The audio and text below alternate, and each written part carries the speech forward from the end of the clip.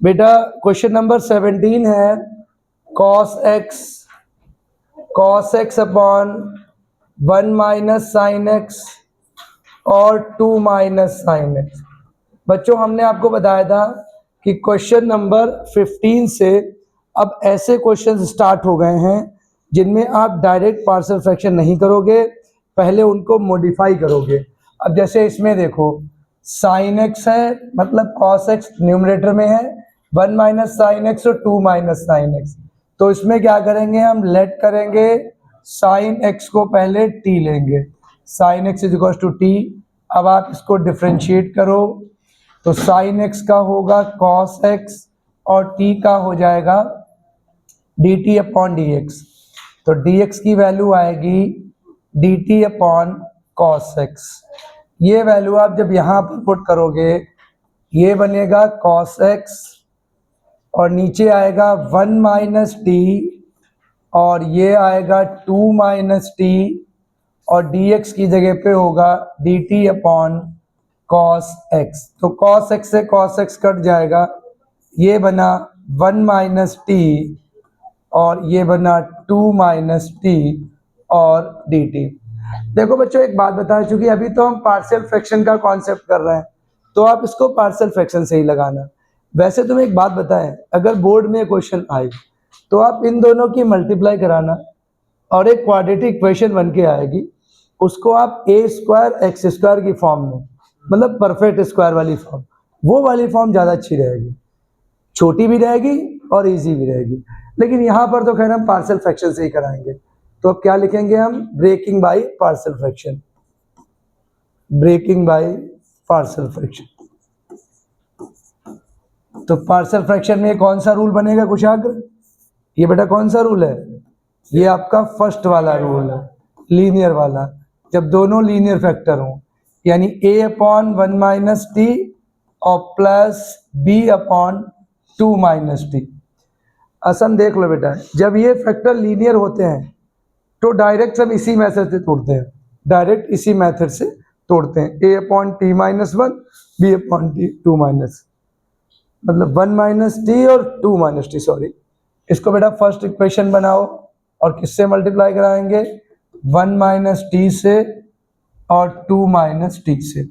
क्या बनेगा, इधर 1 आएगा, इधर a, ये इससे कट जाएगा, a के साथ आएगा 2 माइनस टी प्लस b के साथ क्या आएगा 2 माइनस टी कट जाएगा, 1 माइनस टी आएगा। अब आप जीरो पुट करो किसके इक्वल में, पहले आप इसको जीरो पुट करो, put 1 minus t equal to zero. तो t की वैल्यू कितनी आएगी, 1 आएगी। 1 आप यहाँ लगाओ, 1 तो ऐसे ही रहेगा, ये वाला यहाँ पे लगाओगे तो क्या बनेगा, देखो 1 ऐसे रहेगा और a ये बन जाएगा 2 माइनस 1 प्लस ये तो पूरा जीरो ही हो जाएगा जब 1 माइनस टी को जीरो पुट करोगे। a की वैल्यू आपकी 1 आ गई। जैसे हमने 1 माइनस टी को जीरो पुट किया, बच्चों हम यहाँ पे लिख रहे हैं, वैसे ही एक बार हम 2 माइनस टी को जीरो पुट करेंगे, put 2 minus t equal to zero. तो t की वैल्यू आएगी 2। क्या आएगी t की वैल्यू, t की वैल्यू आएगी 2। अब क्या करेंगे, यहाँ पे 2 पुट करेंगे, इसका मतलब मैं यहाँ पे लिख रहा हूँ, अब ये आएगा 1 इज इक्वल टू, ये पूरा सेगमेंट जीरो हो जाएगा और प्लस b 1 माइनस 2 होगा तो b की वैल्यू माइनस 1 आएगी। एक बार हमने इसको जीरो पुट किया तो a की वैल्यू आ गई, एक बार हमने 2 माइनस टी को जीरो पुट किया तो b की वैल्यू आ गई। अब हमने क्या करना है, a और b की वैल्यू को फर्स्ट इक्वेशन में पुट करना है और इंटीग्रेशन कराना है। क्या लिखना है, पुट द वैल्यूज ऑफ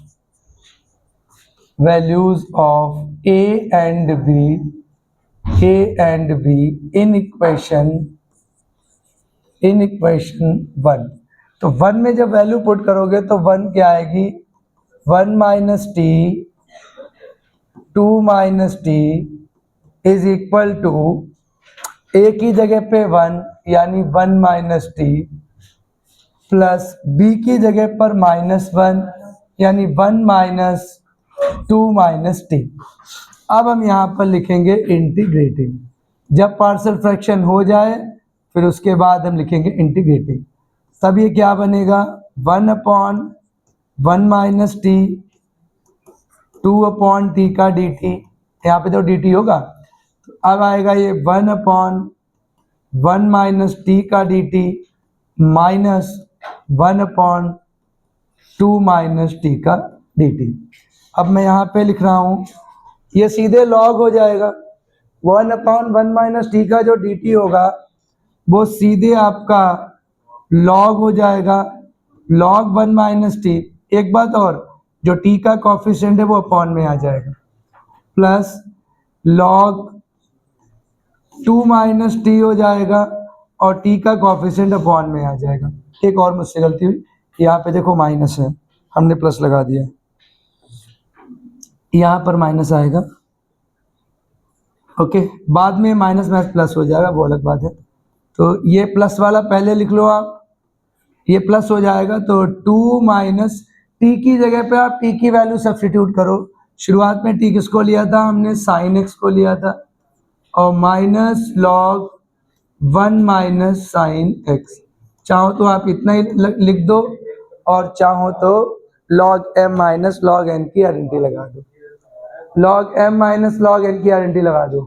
ठीक है, समझ लो यहाँ पे हमने क्या बोला था, ये डायरेक्ट पार्शियल फ्रैक्शन नहीं होंगे, इनमें आपको कुछ एक्स्ट्रा एफर्ट लगाने पड़ेंगे। नोट डाउन करो इसको बेटा। 3 वेरी इंपॉर्टेंट क्वेश्चन बेटा, क्वेश्चन नंबर 18, और ये कई बार एग्जाम में आया हुआ है। क्वेश्चन है x square plus 1 x square plus 2 और एक्स स्क्वायर प्लस 3 और बेटा एक्स स्क्वायर प्लस 4। पहले आप ध्यान से इस क्वेश्चन को समझ लो, हर जगह एक्स स्क्वायर है, देखने में ये कॉम्प्लिकेटेड लग रहा है बेटा आपको। मैं आपको एक बात बताता हूँ, देखो युग, जब भी कभी एक्स स्क्वायर हर जगह हो तो आपको इसका पार्शियल फ्रैक्शन इजी करने के लिए बाई पुट करना है। सर बाई क्यों पुट करना है, बाई पुट करने पर इसका पार्शियल फ्रैक्शन इजी हो जाएगा। अच्छा सर टी क्यों नहीं पुट कर रहे हैं, हम टी पुट करते, अगर एक्स स्क्वायर के साथ कहीं 2x भी होता, एक्स स्क्वायर अपॉन में होता, ऊपर 2x होता, तो टी पुट करते हैं, तो एक्स स्क्वायर का जब हम डिफ्रेंशिएशन कराते आराम से 2x कट जाता। जब हर जगह एक्स स्क्वायर है तो आप बाई पुट करो, और बाई पुट करने के पीछे जो मेरा पॉइंट ऑफ व्यू है वो है पार्शियल फ्रैक्शन को इजी करना। अब एक्स स्क्वायर को बाई पुट किया, बाई का मतलब इंटीग्रेशन से नहीं है, बाई सिर्फ पार्शियल फ्रैक्शन की एक प्रोसेस है। तो जब मैंने इसको बाई पुट किया तब हमने एक चीज ऑब्जर्व की कि नीचे तो हमारे लीनियर फैक्टर्स हैं, लेकिन ऊपर भी 2 लीनियर फैक्टर्स हैं, और ये हमारी एक इम्प्रॉपर फ्रैक्शन बन रही है। इनकी मल्टीप्लाई कराओगे तो बाई स्क्वायर 3y प्लस 2 बनेगा, इसकी जब मल्टीप्लाई करोगे तो by square plus 7y plus 12 बनेगा। इसका मतलब ये एक इम्प्रॉपर फ्रैक्शन बन रही है, और इम्प्रॉपर फ्रैक्शन का बच्चों पार्शियल फ्रैक्शन नहीं होता है, तो हम इसको पहले प्रॉपर करेंगे। इम्प्रॉपर का पार्शियल फ्रैक्शन नहीं होता है तो फिर हम इसको प्रॉपर करेंगे, प्रॉपर करेंगे तो लॉन्ग डिवीजन से। चलिए यहाँ 1 भेजिए, जब यहाँ 1 भेजेंगे तो यहाँ, तभी तो इम्प्रॉपर है, जब डिग्री बराबर होती है तब भी इम्प्रॉपर होता है बेटा। माइनस माइनस और माइनस ये delete, -4y and sorry -4y और -10, ये हमारा आ गया, इसे क्या बोलेंगे, रिमाइंडर। क्या होता है फॉर्मूला, क्वेश्चन प्लस रिमाइंडर और अपॉन में डिवाइजर। अब बेटा इस डिवाइजर को, जिसको मैंने फैक्टराइज्ड फॉर्म से क्वाड्रेटिक फॉर्म बनाया था, इसको मैं फिर फैक्टराइज कर दूंगा। यहाँ से आप माइनस कॉमन लो, इसे 1 माइनस कर दो और 4y प्लस 10 लिख दो। साथ ही साथ इस क्वाड्रेटिक पॉलिनोमियल को फिर से फैक्टराइज फॉर्म में लिख दो, यानी y प्लस 3 और y प्लस 4, ये रहा।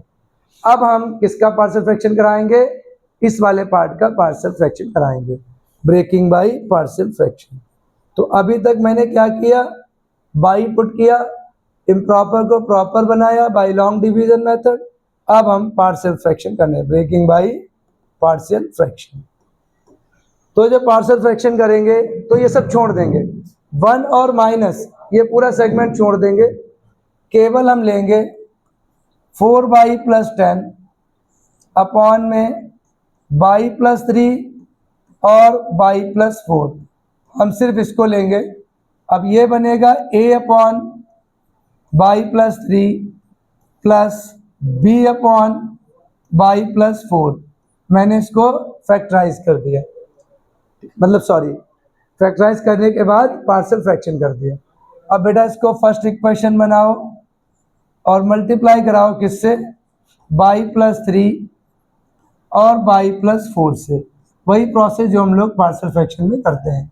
तो इधर बेटा 4y+10 आएगा और इधर a के साथ 3y+3 कट जाएगा, ये y+4 होगा, b के साथ y+4 कट जाएगा, तो ये y+3 आएगा।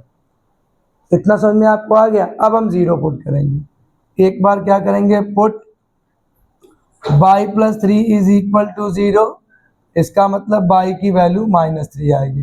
तो यहाँ पे आएगा 4 into -3 plus 10 is equal to ये a, y की वैल्यू -3 प्लस 4 और प्लस 0, ये आपका हो जाएगा -2 -12 प्लस 10, और ये हो जाएगा प्लस का 1, यानी a की वैल्यू आ गई -2। ठीक है बेटा। अब हम क्या करेंगे, y+4 is equal to 0 put करेंगे।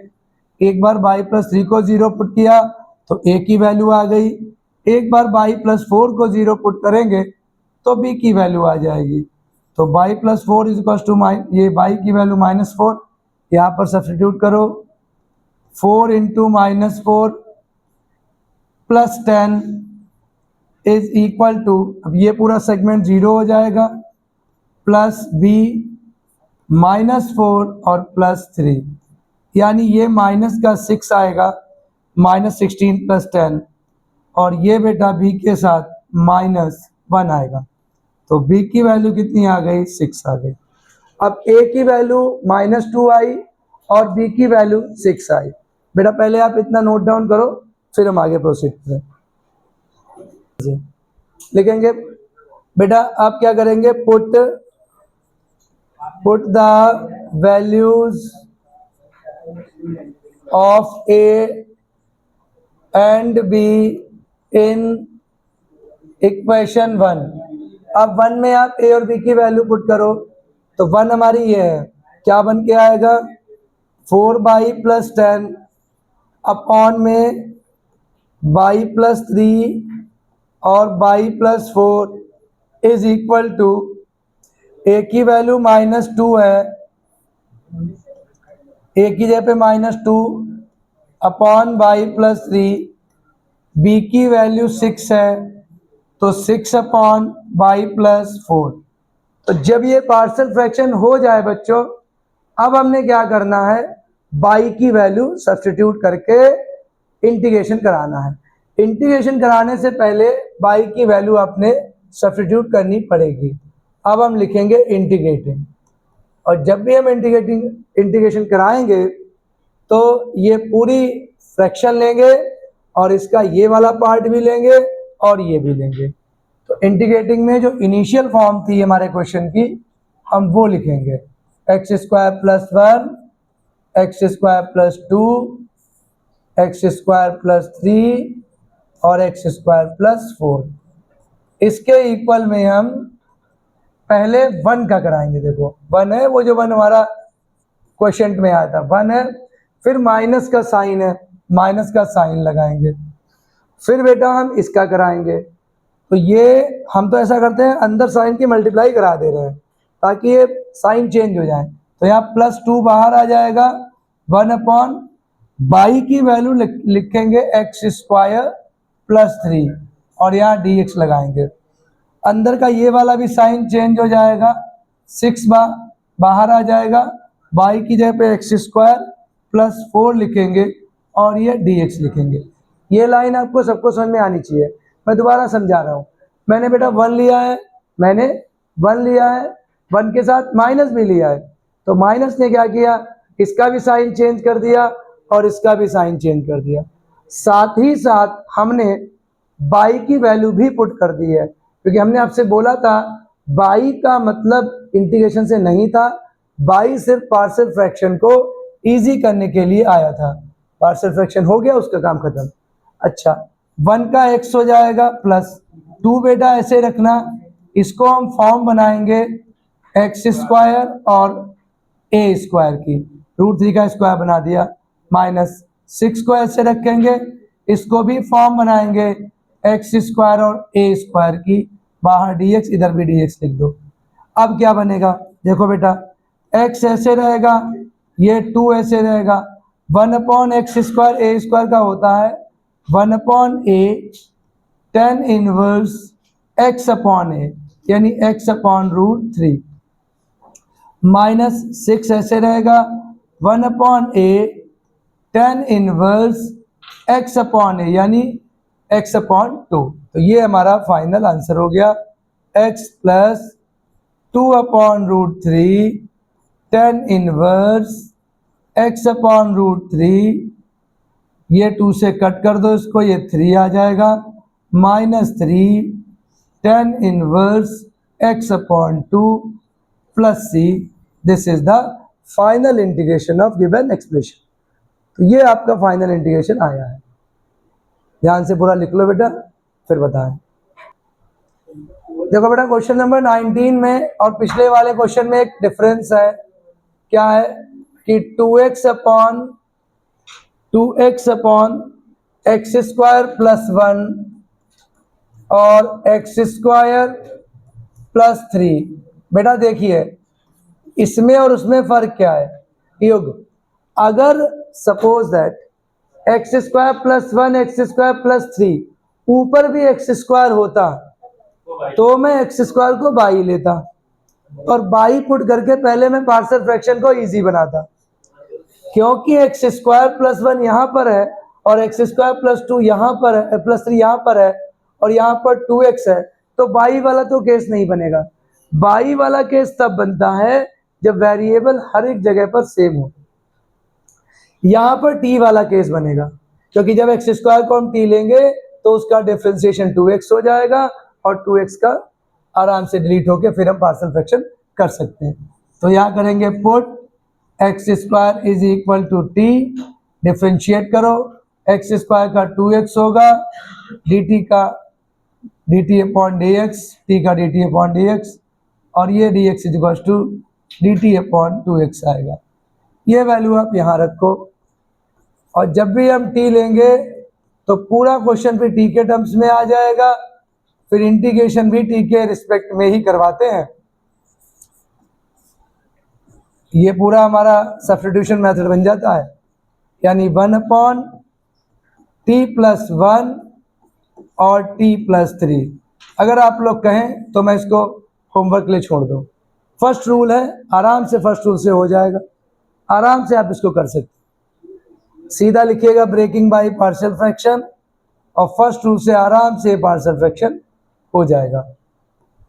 Breaking by partial fraction 1/t plus 1 और t प्लस 3, तो a/t प्लस 1 और b/t प्लस 3। इसको फर्स्ट इक्वेशन लेना है, अब आराम से ये लग जाएगा। केवल इसमें t आपको लेना है और t लेने के बाद ये फर्स्ट फॉर्म में बन जाएगा, आराम से पार्शियल फ्रैक्शन करा सकते हो।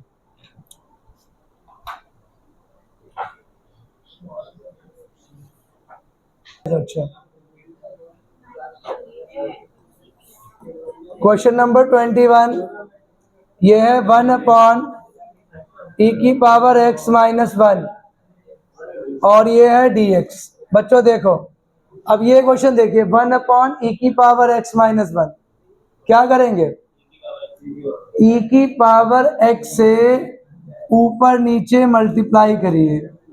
तो जब आप e की पावर x से ऊपर नीचे मल्टीप्लाई करेंगे और फिर लेट करके e की पावर x को आप t ले लो, डिफ्रेंशिएट करवाई। हाँ भैया, अगर बिना मल्टीप्लाई करा के लेंगे तब भी काम चल जाएगा, फिर आपको e की पावर x की वैल्यू निकालनी पड़ जाएगी। बात एक ही है, आप चाहो तो e की पावर x माइनस 1 को t ले लीजिए, फिर जब डिफ्रेंशिएट कराएंगे तो आपको e की पावर x की वैल्यू निकालनी पड़ेगी। तो इधर आएगा e की पावर x, t का आएगा dt अपॉन dx, dx की वैल्यू आएगी dt अपॉन e की पावर x। ये वैल्यू आप यहाँ पर सब्स्टिट्यूट करो, e की power x t minus 1, dx की वैल्यू dt अपॉन e की पावर x। ये कट करो, ये आएगा t और t माइनस 1 और dt। बेटा इसको अब पार्शियल फ्रैक्शन आप कराइए। देखिए अब आपको लिखना है ब्रेकिंग बाय पार्शियल फ्रैक्शन। क्या है, 1 अपॉन टी माइनस 1, ये आएगा a upon T plus b upon T minus 1। इसको आप मल्टीप्लाई करा दीजिए टी माइनस 1 से, तो इधर तो 1 आएगा, इधर a के साथ t माइनस 1 और b के साथ t आएगा। ओके, अब हम क्या करेंगे, पुट 0 पुट करेंगे। पुट एक बार t इक्वल टू 0 पुट करो तो ये क्या बनेगा, मैं यहाँ पे लिख रहा हूँ। तो ये 1 इज इक्वल टू a 0 माइनस 1, ये तो 0 ही हो जाएगा, तो a की वैल्यू माइनस 1 आ गई। एक बार आप क्या करेंगे, put t minus 1 equal to t की वैल्यू 1 आएगी। अब ये वैल्यू आप यहाँ लगाओ 1 और एक, ये तो पूरा 0 ही हो जाएगा, इसको 0 कर दो और b के साथ 1 आ जाएगा, यानी b की वैल्यू 1 आ गई। बहुत सिंपल, वही प्रोसेस, रिपीटेड प्रोसेस है। अब a और b की वैल्यू फर्स्ट में डालो, पुट द